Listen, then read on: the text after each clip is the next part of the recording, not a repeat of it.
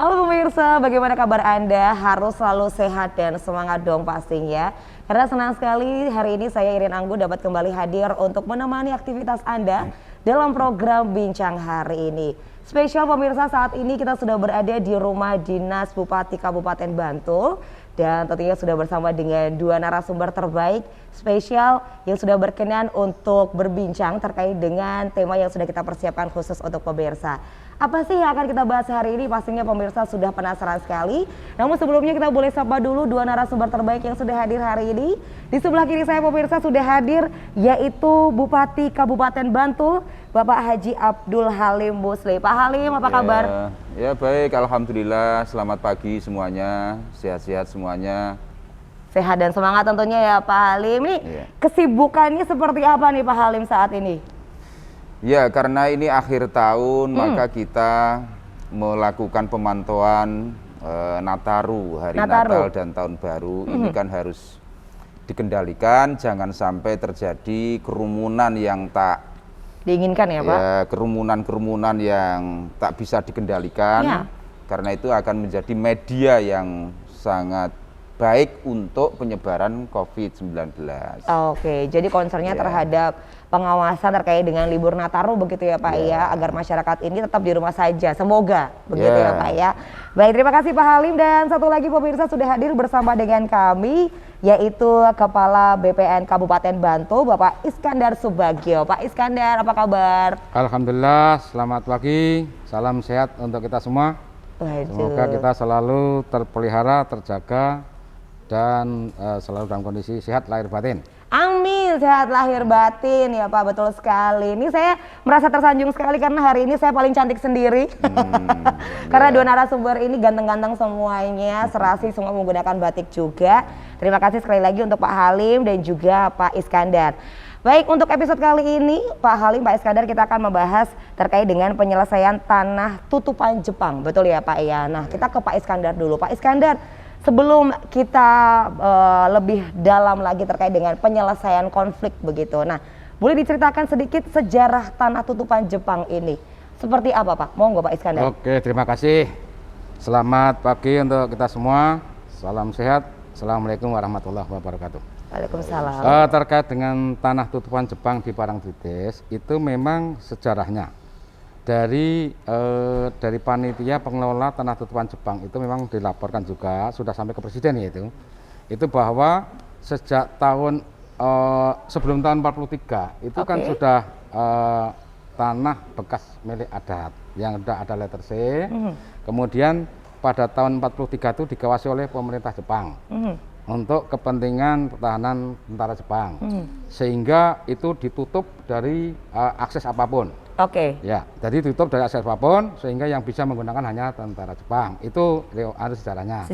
Kemudian pada tahun 45 setelah merdeka, Jepang kan meninggalkan republik ini. Betul, kita sudah merdeka. Itu baru lahan-lahan yang digunakan oleh tentara Jepang itu dikuasai kembali oleh para ahli warisnya. Ya, ahli waris sejak tahun 45. 45 sudah kembali lagi. Ya, dikuasai. Nah, tapi karena itu kemarin sejak dikuasai oleh pemerintah Jepang tahun 43 itu di buku C itu kan ada dicoret dengan tinta merah dengan tertulis istimewa 1. Nah, itu juga tidak ada yang bisa menjelaskan apa definisi istimewa 1. Sampai sekarang pun belum ada pejabat siapapun yang bisa menjelaskan apa itu maksudnya gitu. Nah, kemudian setelah 45 dikuasai oleh para ahli waris itu belum ada penyelesaian juga akhirnya gitu, karena tidak bisa langsung dimanfaatkan oleh para ahli waris.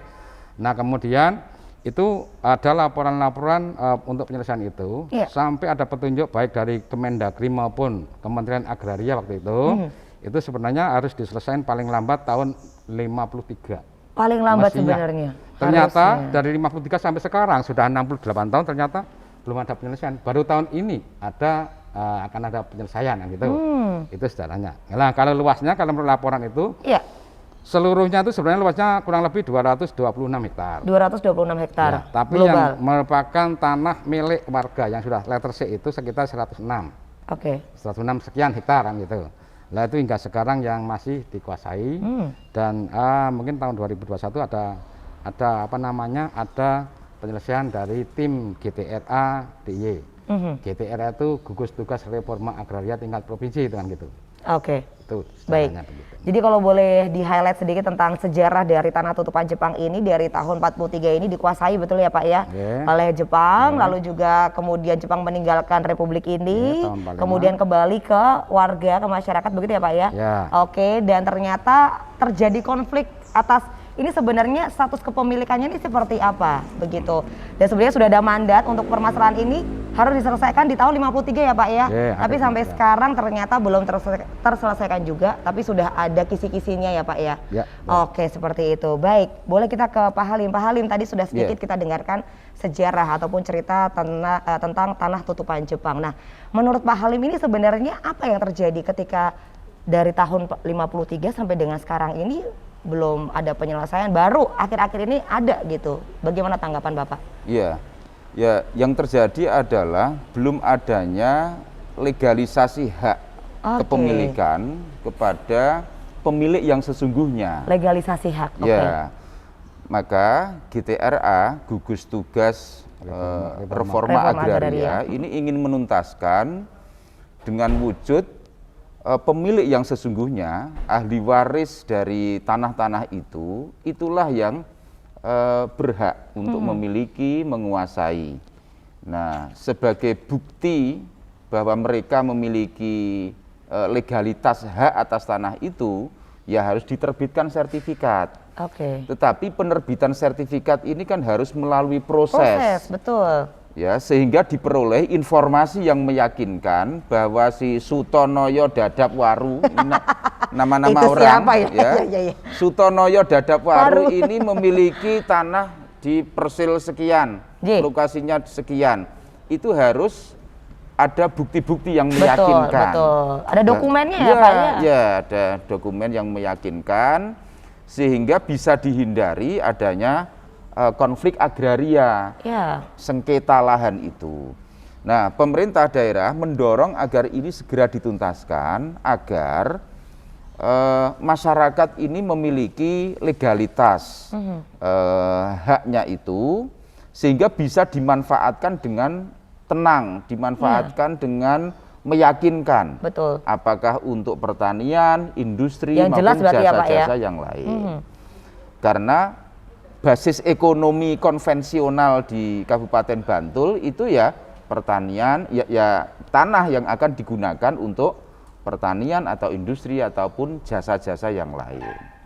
Kalau belum punya keabsahan atau legalitas, ya legalitasnya ini kan susah ragu-ragu dan saya kira juga pihak perbankan kalau mau membiayai juga mikir-mikir dong pasti ya Pak. Tidak bisa yakin 100% gitu. Sehingga ini kan akan menghambat pertumbuhan ekonomi. Ya, gitu. Ya, tentu saja ini akan kita dorong dan saya mengapresiasi teman-teman di BPN yang sudah mempersiapkan sedemikian matang GTRA ini, sehingga nanti outputnya, hasilnya adalah diterbitkannya legalitas hak ya, kepemilikan itu kepada pemilik sejatinya, pemilik sesungguhnya. Jadi kalau melihat di lapangan ini mungkin juga ada permasalahan terkait dengan legalitas dari masyarakatnya sendiri. Apakah bisa untuk menunjukkan dokumen yang sah kalau memang bahwa masyarakat tersebut ini sebagai pemiliknya, begitu ya Pak ya. Dan tentunya ini juga didorong ya Pak dengan keabsahan tersebut. Notabene ya ini sekali lagi tujuannya untuk pertumbuhan ekonomi dan juga kesejahteraan masyarakat, begitu ya Pak. Baik, terima kasih Pak Halim. Kita kembali ke Pak Iskandar. Pak Iskandar, di lapangan ataupun fakta sebenarnya yang ada di lapangan ini, konflik-konfliknya ini apa saja sih Pak? Tadi kalau mungkin boleh disebutkan ya, legalitas gitu, dan yang lain ini apa Pak yang menjadi kendala di lapangan ini? Oke, terima kasih. Jadi kendala di lapangan atau permasalahan itu karena tanah-tanah yang sudah terbit letter C-nya itu kan dikuasai pemerintah Jepang, akhirnya karena dicoret dengan tinta merah ditulis istimewa 1, akhirnya itu dianggap tidak berlaku. Nah, penguasaan oleh para ahli waris atau mungkin pihak lain itu harus bisa membuktikan bahwa itu bisa menguasai sebagai ahli waris.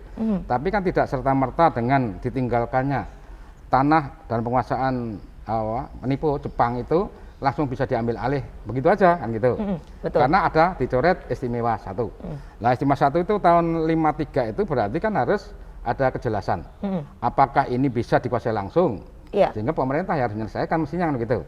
Itu yang pertama, sehingga dari desa itu tidak berani menerbitkan kutipan letter C. Iya. Kan gitu. Betul. Itu permasalahan 1. Yang kedua, penguasaan itu belum tentu semua oleh para ahli waris. Oke. Setelah sepeninggalan oleh tentara Jepang, Iya. itu kan yang menguasai itu mungkin juga masyarakat lainnya. Iya, Karena lahan betul. ditinggal oleh pemerintah Jepang kan dikuasai begitu aja. Belum ada informasi yang jelas Jadi ya, yang bisa Pak? dimanfaatkan dikuasai kan gitu. Tapi kan kita belum tahu apakah itu semua para ahli waris. Iya. Bisa juga orang lain kan gitu. Iya. Nah, sehingga untuk penyelesaian tidak mudah. Ya. Karena pemerintah perlu kebijakan juga setelah peninggalan Jepang ini sebenarnya status tanah apa sih? Kalau terbukti bahwa pemerintah Jepang itu menyewa, itu berarti kan sampai batas waktu sewanya itu baru kembali kepada Pemilik yang atau asli. waris. Atau mungkin pemerintah Jepang memberikan ganti rugi. Itu kan memberikan ganti rugi berarti ditinggalnya pemerintah tentara Jepang itu kembali pada negara. Lah negara, kalau tanah negara di DIY ini kan ada masih berlaku Rijblad Iya. nomor 16 tahun 1918. Oke. Itu nanti menjadi tanah kesultanan kalau itu ada ganti rugi. Baik. Kemudian yang ketiga bisa juga perampasan, Iya. merampas kan gitu. Nah, sekarang logikanya, namanya penjajah, apa kira-kira penjajah itu mau menyewa tanah yang terjajah? Nah, gitu logikanya. Logikanya begitu ya, Pak, baik. Apakah juga penjajah itu membeli tanah masyarakat di negara jajahan? Oke, baik, Pak. Logikanya kan gitu. Oke, baik Itu Pak pun Iskandar. tidak terjawab. Nanti kita akan lanjutkan lagi. Ini obrolannya semakin seru dan semakin rumit sepertinya kalau kita bisa melihat kondisi di lapangan. Tapi kita break sejenak untuk pemirsa, jangan kemana-mana karena sesaat lagi bincang hari ini akan segera kembali.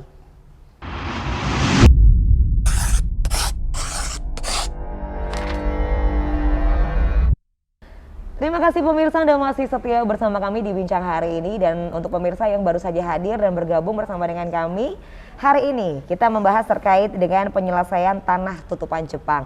Dan sebelum kita break tadi, Pak Iskandar juga sudah mengutarakan seperti apa sih sebenarnya konflik yang ada di lapangan ya Pak. Mulai dari legalitas, lalu juga benar nggak sih bahwa mereka ini adalah ahli waris, lalu juga untuk status tanahnya ini seperti apa. Nah, untuk Pak Iskandar monggo dilanjutkan lagi Pak, untuk di lapangan ini konfliknya seperti apa? Oke, terima kasih. Nah, karena itu bekas penguasaan Jepang, Ya. sehingga penguasaan oleh warga atau mungkin ahli waris atau orang lain itu kan harus perlu kejelasan. Sehingga itu perlu kebijakan pemerintah. Nah, ternyata pemerintah sejak tahun itu sampai tahun 2021 kemarin kan belum ada penyelesaian. Iya. Saya pernah juga berhadapan dengan panitia itu, termasuk di dalam gugus tugas reforma agraria DIY tahun 19 kemarin sudah saya selaku narasumber sebenarnya. Itu kami sarankan kalau tidak ada penyelesaian oleh pemerintah, memang penyelesaian akhir melalui gugatan Oke. class action. Terakhir. Ya, Opsi cuman saya terakhir. kemarin sarankan selalu ada gugatan, minta kebijakan dari gubernur, barangkali ada satu keputusan yang lebih arif, Betul. tidak melalui gugatan. Betul. Ternyata kemarin mau dibentuk tim penyelesaian itu, ternyata sampai 2001 nggak terbentuk juga. Sehingga baru tahun 2001 kemarin tim GTRA DIY menyelesaikan itu dengan Pak Gubernur, dan saya berterima kasih kepada Pak Gubernur telah mengambil keputusan yang sangat bijak selaku Ketua Gugus Tugas Reforma Agraria DIY. Itu telah menyepakati atau membuat keputusan bersama dengan BPN bahwa bekas tanah tutupan Jepang yang ditinggal oleh tentara Jepang itu nanti dikembalikan kepada pemiliknya atau ahli warisnya atau pihak lain yang menguasai dengan dasar yang sah, yang legal, yang dapat dipertanggungjawabkan kan gitu. Itu akhirnya penyelesaian begitu. Nah, itu bentuk-bentuk misalnya akan kita lakukan. Oke, baik. Jadi akhirnya dari cerita yang cukup panjang dan lama diputuskan bahwa akan dikembalikan untuk ahli waris yang bisa menunjukkan dokumen yang sah, begitu ya Pak Iskandar ya. Oke, nah untuk Pak Halim, pernah tidak Pak mungkin datang ke masyarakat yang terdampak ataupun juga mungkin ngobrol begitu, ini sebenarnya kenapa sih gitu, pernah nggak sih, dan apa yang diinginkan oleh masyarakat begitu Pak terkait dengan penyelesaian tanah tutupan Jepang ini? Ya, secara umum masyarakat Bantul itu menginginkan lahan-lahannya itu memperoleh legalitas hak yang berupa sertifikat. Oke. Dan kita kan sudah punya banyak program, misalnya PTSL, PTSL. Apa Pak? Ada mungkin konsolidasi. Iya. Ada sertifikasi lengkap, ya. Pendaftaran tanah sistematis lengkap. Ya, pengurusan tanah, ya. Pendaftaran tanah sistematis lengkap. Itu kan terus kita lakukan di masyarakat, dan masyarakat sangat senang, sangat responsif dengan program menyambut ini, baik ya, Pak? ya, agar mereka ini memiliki lahan yang memiliki legalitas sehingga bisa dimanfaatkan. Iso disekolahke gitu ya. Itu ya Pak ya, bisa disekolahin. Jadi menyekolahkan sertifikat itu kan untuk tujuan yang baik, untuk usaha, sehingga ekonomi mereka ini bisa meningkat. Nah, demikian pula tanah tutupan Jepang ini kan di daerah Parangtritis itu kan ada sekitar 106 hektar. Di Parangtritis ya, Pak ya, 106 hektar. 106 hektar yang memerlukan legalitas hak. Nah, karena kalau posisinya samar-samar terus begini, maka pemanfaatannya menjadi tidak optimal. Betul, ragu-ragu juga ya Pak. Ya, pemanfaatannya tidak optimal sehingga pertumbuhan ekonomi itu terhambat. Nah, jadi kalau di masyarakat mereka menghendaki adanya penetapan legalitas itu lebih cepat lebih baik. Tetapi kan dalam kasus tanah tutupan Jepang ini kan tidak bisa asal ditetapkan legalitasnya. Betul, tanpa proses ya Pak. Tanpa proses agar kita memperoleh informasi yang meyakinkan bahwa si A ini benar-benar ahli warisnya Mbah Suto, ya, yang tanahnya itu dirampas Jepang. Iya. Boleh jadi dirampas, boleh jadi diganti rugi. Lah kita ini kan nggak tahu, hanya kira-kira. Menerka-nerka ya Pak. Maka prinsipnya ada dua. Kalau tanah itu dirampas oleh Jepang, ya tidak mendapatkan ganti rugi, ya wajib dikembalikan kepada ahli warisnya. Tetapi kalau ternyata Jepang memberikan ganti rugi, ya siapa tahu ada penjajah yang baik hati gitu. Akhirnya dikasih lah ganti rugi ya, siapa tahu namanya penjajah tapi ada yang baik hati ya Pak ya. Mungkin diganti rugi, maka prinsipnya kalau itu yang diberikan ganti rugi yang menjadi milik negara. Iya, karena sudah diganti rugi. Sudah diganti rugi. Nah, proses pembuktian ini kan butuh waktu. Betul. Iya. Maka ini memang satu gerakan yang luar biasa. Reforma agraria ini gitu ya, supaya semuanya itu menjadi jelas, tidak menggantung. Kalau menggantung, apa yang terjadi?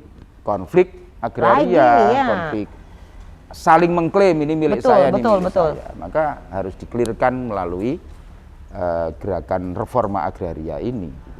Oke, tadi kalau misalnya kita mendengar dari Pak Halim begitu, saya sudah kepikiran loh Pak, ini prosesnya akan panjang sekali ya Pak ya, dan tentunya untuk menggali lagi yang terjadi dahulu kala begitu ini kan susah ya Pak ya, karena ya memang tidak ada, ya itu tadi ya Pak, kesusahan untuk bisa melengkapi dokumen-dokumen terkait dengan kepemilikan ini seperti apa begitu ya Pak Halim ya. Tapi jelas yang diinginkan oleh masyarakat ini adalah kepastian begitu. Ini sebenarnya satu tanah ini seperti apa agar ya itu tadi perekonomian ini meningkat, itu tujuannya. Nah, Pak Iskandar, ini pasti kan prosesnya akan panjang nih ya Pak ya. Apakah sudah ada strategi yang dipersiapkan begitu untuk penyelesaian? Kan ini sudah ada alhamdulillahnya begitu. Nah, strategi jitu agar penyelesaian ini ketika di lapangan bisa optimal seperti apa Pak? Oke, terima kasih. Jadi kendala kemarin itu kenapa di BPN pun belum bisa menerima untuk pendaftaran tanah sampai terbit sertifikat. Iya. Karena alasannya itu kan belum jelas. Belum jelas, betul. Karena dari desa itu yang berwenang untuk menerbitkan kutipan C atau letter C-nya itu juga nggak berani karena status itu masih di buku C desa itu masih dicoret tinta merah dengan tulisan istimewa 1. Nah, jadi ragu-ragu untuk menerbitkan. Takut nanti ada suatu perbuatan hukum yang melanggar akhirnya dipidana kan gitu. Iya, akhirnya jadi lebih panjang ceritanya. Ya, tapi setelah sekian panjang, sekian tahun, 68 tahun baru ada penyelesaian. Ini suatu sejarah yang sangat panjang di Bantul, luar biasa memang. Ini satu sejarah penyelesaian pertanahan yang mungkin terlama di Bantul, yang baru bisa menyelesaikan. Iya. Itu dengan keputusan dari tim gugus tugas reforma agraria DIY itu kan sudah ditetapkan bahwa itu dikembalikan kepada pemilik atau ahli waris atau orang lain yang menguasai dengan alasan atau bukti perolehan yang sah. Itu baru nanti dilakukan begitu. Itu awal, itu satu keputusan yang luar biasa oleh Gubernur DIY Ngarso Dalem. Itu satu yang sangat bijak, luar biasa, dan itu mencatat sejarah di DIY. Itu mungkin nanti akan dikembangkan menjadi suatu kawasan yang mungkin menjadi ikonnya Bantul. Mungkin akan dikembangkan menjadi kawasan apalah gitu nanti kan. Nah, kemudian dalam perkembangannya nanti setelah ada keputusan dari reforma itu sebenarnya ada penyelesaian dengan bentuk legalisasi aset. Itu legalisasi itu bisa dilakukan melalui program PTSL misalnya, bisa melalui legalisasi aset swadaya atau mandiri, bisa juga melalui prode yang dianggarkan dari pemerintah daerah misalnya, bisa juga melalui konsolidasi tanah. Nah, kemarin dalam kesepakatan tim gugus tugas reforma agraria DIY telah disepakati kita memilih bentuk penyelesaian melalui konsolidasi tanah. Konsolidasi penataan penguasaan tanah. Jadi nanti melalui inventarisasi dulu. Inventarisasi, penguasaan, pemilikan, penggunaan, dan pemanfaatan. Nah, itu nanti programnya setelah ada penyelesaian dari tim GTRA, itu nanti tahun depan telah dianggarkan untuk akan diinventarisasi. Dari bentuk kegiatannya adalah IP4T. IP4T itu inventarisasi, penguasaan, pemilikan, penggunaan, dan pemanfaatan tanah. Nah, setelah diinventarisasi, nanti baru tindak lanjut akan diverifikasi. Yang dikuasai oleh si A, tadi si Noyo, Sutonoyo tadi kan. Itu nanti kan harus jelas riwayatnya. Apakah itu ahli waris? Nanti dibuktikan. Yang ini dikuasai oleh ahli waris yang mana? Kalau orang lain ada bukti perolehannya kan tuh. Harus legal lalu sah kan gitu. Nah, setelah itu, setelah diverifikasi akan ditata. Ditata penguasaannya, termasuk ada pembangunan untuk kepentingan umum, dan nanti untuk fasilitas jalan, mungkin untuk fasum-fasum lainnya, misalnya untuk untuk pos jaga, mungkin untuk musola atau masjid, mungkin untuk posyandu atau untuk yang lain untuk taman dan lain-lainnya. Dan nanti dikurangi, ditata kembali. Setelah itu kan ada kesepakatan pada pemilik yang sah tadi. Setelah sepakat nanti kan ada bentuk pelepasan. Karena sudah ditetapkan diverifikasi pemiliknya ini itu akan dilepaskan kepada negara dulu kan gitu. Baik, berarti sudah ada untuk metodenya nanti akan digunakan begitu ya Pak ya, mulai dari inventaris, verifikasi, ditata, dan juga kesepakatan itu tadi. Baik, terima kasih Pak Iskandar. Kita break sejenak, kita boleh istirahat dulu untuk Pak Halim dan juga Pak Iskandar. Pemirsa jangan kemana-mana karena sesaat lagi bincang hari ini akan segera kembali.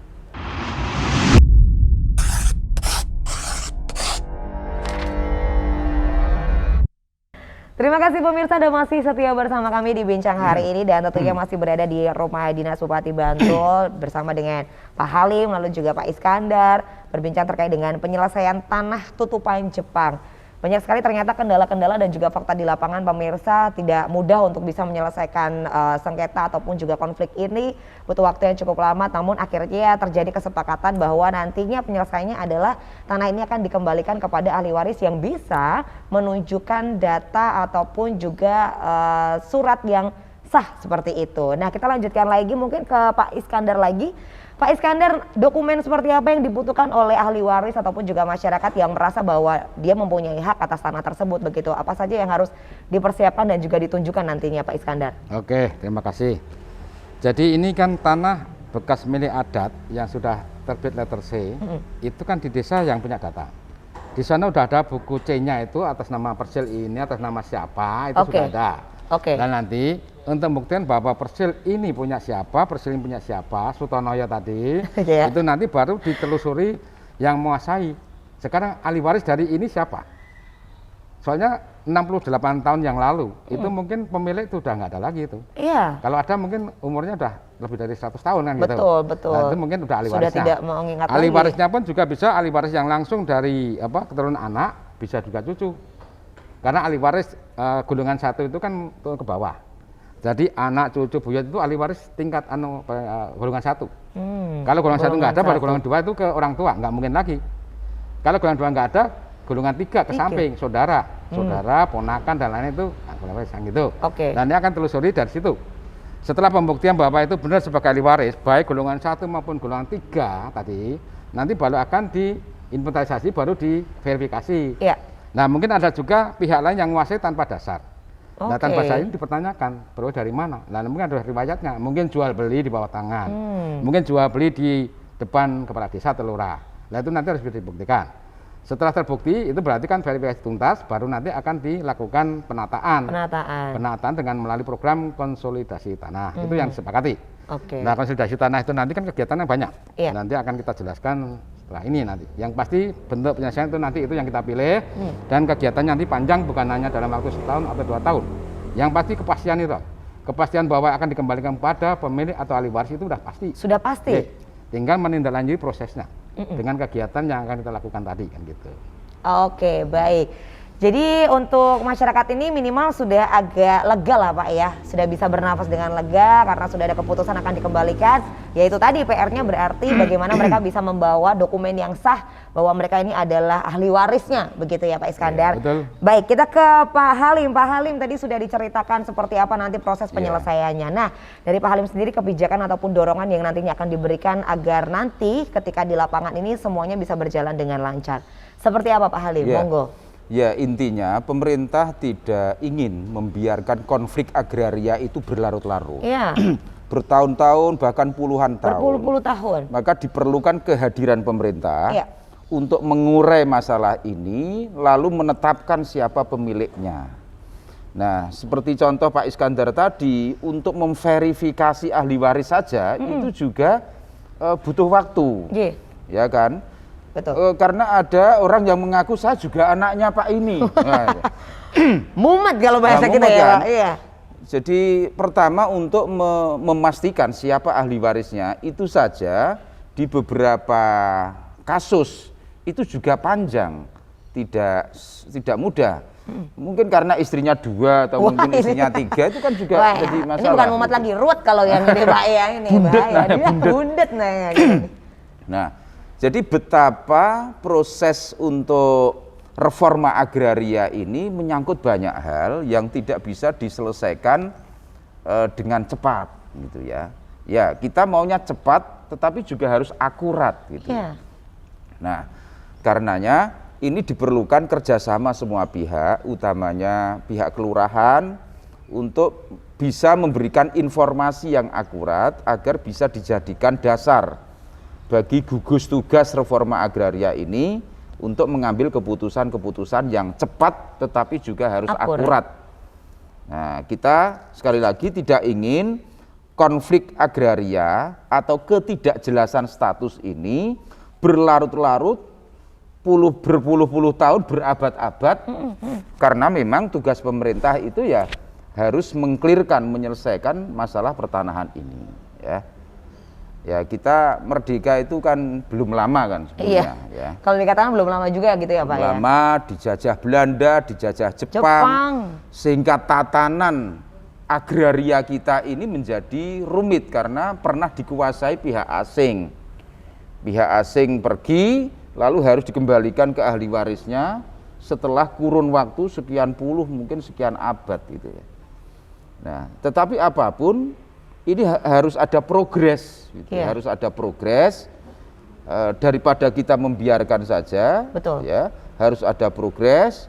Ya, syukur ini bisa kita selesaikan dengan cepat, ya, itu.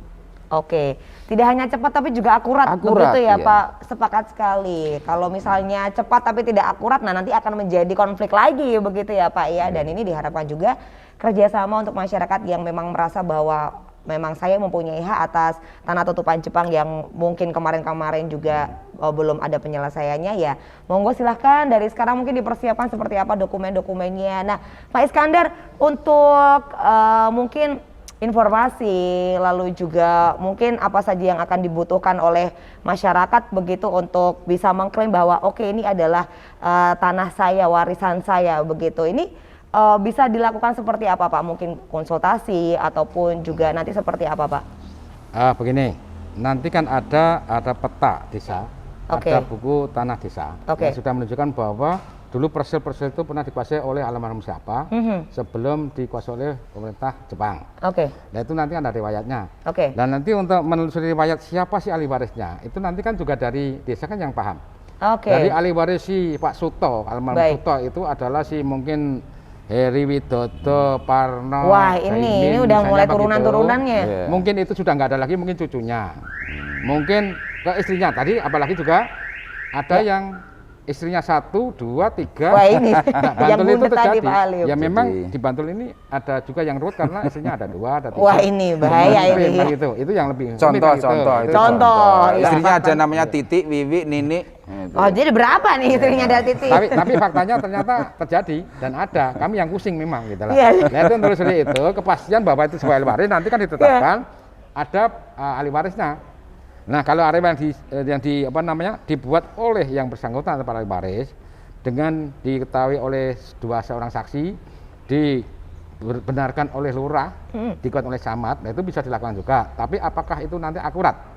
Kalau mau adil sebenarnya penetapan Mahkamah Syariah atau Pengadilan Agama itu lebih adil. Iya, Itu sebenarnya. kalau sebagai orang Islam mungkin lebih adil itu begitu karena itu akan ada pemeriksaan saksi, ada sumpahnya, ada berita acara, akhirnya ditetapkan bahwa ahli warisnya ini gitu. Oke. Itu sesuai dengan Quran surat An-Nisa itu diatur untuk membagi waris berdasarkan hukum Islam. Kalau mau adil, Kalau mau adil. itu kan juga perlu waktu. Iya, betul. Ya semua nanti bergerak, para yang menguasai tanah harus memang berusaha untuk memperoleh status sebagai ahli waris dari almarhum pemilik elektrisi itu siapaan gitu. Iya, baik. Itu baru nanti akan dilakukan inventarisasi. Nah, Oke. inventarisasi baru nanti akan diverifikasi kan gitu. Oke, tapi kalau masyarakat ingin berkonsultasi juga bisa sekali ya Pak ya. Oh, Apa-apa saja nanti yang memang Oh, akan dibutuhkan. Oh siap. Ya. Oke, baik seperti itu. Nah, nanti kita akan lanjutkan lagi Pak Iskandar, Pak Halim. Kita break sejenak, pemirsa jangan kemana-mana karena kita masih punya obrolan yang menarik. Tetap bersama kami di Bincang Hari Ini.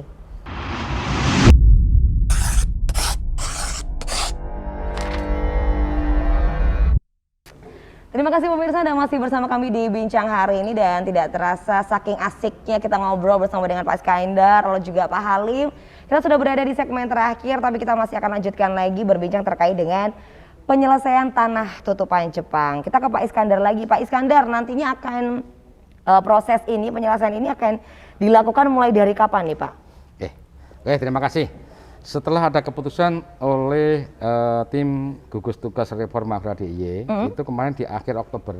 Di akhir 2021, Oktober, oke. Sehingga nanti tindak lanjutnya nanti programnya dari ATR BPN itu nanti tahun depan akan diagendakan, udah dianggarkan itu untuk kegiatan IP4T. Jadi inventarisasi, penguasaan, pemilikan, penggunaan dan pemanfaatan tanah. Itu setelah diinventarisasi, itu nanti kan juga sebenarnya masyarakat kan harus pasang patok batas yang Oh, standar. baik. Nah itu informasi sudah ada anggaran dari Danais. Oke, Dana Dari Is. Danais dianggarkan dari masyarakat termasuk dienakkan lah. Iya, betul. Udah diselesaikan masalahnya, patok pun disediakan oleh pemerintah. Betul. Nanti selesaikan pemerintah, tidak sertifikat tanpa biaya oleh pemerintah, Wah. kan serba enak sebenarnya. Berarti gitu. bisa dikatakan zero ya Pak ya? Ya, itu Free ya. ini. Kalau zero bukan zero juga. Oh, Karena tapi- masyarakat nanti kan juga perlu ada dokumen-dokumen yang harus diurus sendiri, Oke. melakukan meterai, Baik. mungkin membayar saksi lainnya untuk Oke. penandatangan dokumen kan. Tapi mungkin. minimal tidak terbebani dengan Ya. biaya-biaya Yang seperti berat tidak pematokan ada. dan lain sebagainya. Nah, nanti setelah pasang patok batas yang standar itu baru kan diinventarisasi. Iya. Setelah diinventarisasi baru diverifikasi apakah ini benar sebagai ahli waris. Buktinya apa? Makanya nanti masyarakat harus mengurus keterangan waris atau mungkin penetapan waris itu secara benar. Sehingga kita menetapkan subjek yang benar-benar memiliki yang berhak itu tidak salah lagi Iya. untuk ditindaklanjuti sampai sertifikasi atau penataan. Nah, setelah itu diverifikasi, nanti kan kegiatan berikutnya kan ada pelepasan pada negara. Tuh, sepakat kita bikin desain penataannya, kemudian disepakati oleh semua, peta tanda tangani, ada berita acaranya. Iya. Itu setelah itu baru melepaskan pada negara di depan kepala kantor BPN. Setelah dilepaskan, itu baru kita tata sesuai dengan desain tadi. Itu baru dibagi. Dibaginya nanti juga dengan keputusan. Oke. Keputusan berdasarkan objek konsolidasi tanah. Itu nanti kita tetapkan bahwa si A si B bagian ini sekian itu berdasarkan kesepakatan. Setelah tanda tangan peta desain nanti. Nah, ini kegiatan IP4T-nya untuk tahun 2022 nanti. 2022 Nah, tahun nanti. berikutnya nanti akan direncanakan kegiatan POKT. Apa itu Pak? Perencanaan objek konsolidasi tanah. Oke, Itu tadi kan POKT. baru inventarisasi ya. Iya. Nanti baru tindak lanjut dengan verifikasi, baru nanti direncanakan tahun berikutnya itu adalah POKT. Itu perencanaan objek konsolidasi tanah. Kalau istilah sekarang itu matek, materi teknis kalau sekarang istilahnya. Nah, setelah itu baru tahun berikutnya baru dilakukan konsolidasi sampai penerbitan sertifikat. Nah, itu mungkin targetnya sampai 2024 sebenarnya. 2024. Tapi yang pasti kan pasti. Iya. Pasti, karena kegiatan itu nggak bisa serta-merta dengan keputusan langsung bisa sertifikat, nggak bisa begitu kan gitu. Untuk keamanan itu perlu dilakukan program yang ternyata paling tepat adalah konsolidasi tanah. Itu yang sudah diagendakan oleh BPN setelah hasil dari GTRA DIY tadi. Gitu. Oke, baik. Jadi untuk penyelesaian ini targetnya semoga tidak meleset 2024 sudah selesai ya Pak ya. Begitu. Tapi yang harus sekali lagi menjadi kepahaman bersama, semua yang dilakukan oleh pemerintah ini pasti punya dasar ya Pak ya. Ini yang menjadikan bahwa proses itu tidak semerta-merta bisa dilaksanakan secepat kilat begitu. Walaupun memang kita pengennya cepat ya, tapi seperti yang Pak Halim katakan, cepat dan tepat itu adalah kuncinya. Begitu Pak Iskandar, Pak Halim, terima kasih banyak. Nah, kita ke Pak Halim. Pak Halim, tadi kan sudah diutarakan juga dari Pak Iskandar. Untuk prosesnya ini diharapkan 2024 paling cepat ini sudah selesai. Nah, nanti pengawasan yang akan diberikan dari pemerintah ini akan seperti apa dan dorongannya akan seperti apa Pak Halim? Monggo. Ya, pemerintah punya instrumen ya, pengawasan. Kita punya inspektorat, punya Satpol PP yang siap untuk membantu program penutupan tanah Jepang ini. Ya, sehingga harapannya program ini bisa sukses, lancar, cepat, akurat, dan mengakhiri konflik agraria. Karena bisa diterbitkan legalitas aset ya atas nama pemilik yang sah. Dengan demikian maka bisa dimulai pemanfaatannya agar pertumbuhan ekonomi itu bisa didorong gitu. Apakah untuk pertanian, untuk jasa-jasa dan industri gitu. Jadi pemerintah daerah sangat-sangat mendukung dan mengapresiasi dari apa yang dilakukan oleh BPN ini, karena sekali lagi kesejahteraan masyarakat Bantul itu ya based on land, jadi berbasis tanah gitu. Dan umumnya aktivitas ekonomi kita ini ekonomi tradisional, ekonomi konvensional, di mana tanah itu menjadi faktor ekonomi yang paling penting. Iya, krusial. Maka ini harapan saya ya ini bisa diselesaikan. Maka kalau tahun 2024 itu bisa selesai, itu luar biasa dan inilah yang kita harapkan. Oke, pemerintah pastinya siap ya Pak ya, karena sudah mempunyai instrumen-instrumen begitu agar untuk program penyelesaian tanah tutupan Jepang ini bisa berjalan dengan baik begitu. Kalau untuk saat ini mungkin boleh diberikan closing statementnya begitu Pak Iskandar, apa yang menjadi harapan, seperti apa, monggo singkat saja Pak. Oke, terima kasih. Dengan penyelesaian tanah tutupan Jepang ini dengan keputusan GTRA DIY, saya berharap masyarakat tenang dulu. Tidak usah gelisah lagi, tidak usah rame-rame mengklaim, tidak usah rame-rame menggugat, menuntut, sudah ada instrumen yang harus kita lakukan, pedomani untuk penyelesaian itu, yaitu dari keputusan GTRA. Kegiatan kan sudah kami sampaikan tadi, itu tunggu aja waktunya. Tunggu aja waktunya, tunggu sabar. Aja waktunya, yang pasti itu nanti kan akan dilakukan oleh pemerintah sampai tuntas. Karena sumber permasalahan di dunia ini sebenarnya kan pada daging, dagingnya alam. Nah, dagingnya jadi alam itu kan ada gunung-gunung, ada tanam tumbuh, ada saluran air, dagingnya ada alam lah ya Pak. Tanah, bumi. Yang sumber masalah itu adalah dagingnya. Karena gunung-gunung itu kan tulang-tulangnya alam, tanam tumbuh urat sarafnya alam, air adalah darahnya alam. Tapi kalau bumi atau tanah adalah dagingnya alam. Ternyata sumber masalah di dunia ternyata pada daging. Apapun kelihatannya pada daging sumber masalah di dunia ini. Mungkin itu, jadi saya berharap masyarakat tenang dulu karena sudah ada bentuk penyelesaian yang akan dilakukan pemerintah dan itu pasti kan gitu. Sabar, nggak usah konflik-konflik lagi. Udah diselesaikan nanti. Pokoknya tenang aja, begitu ya Pak ya. Baik, Pak Halim mungkin sedikit saja boleh disampaikan closing statementnya, monggo. Ya, saya mengucapkan terima kasih kepada BPN dan seluruh yang terlibat.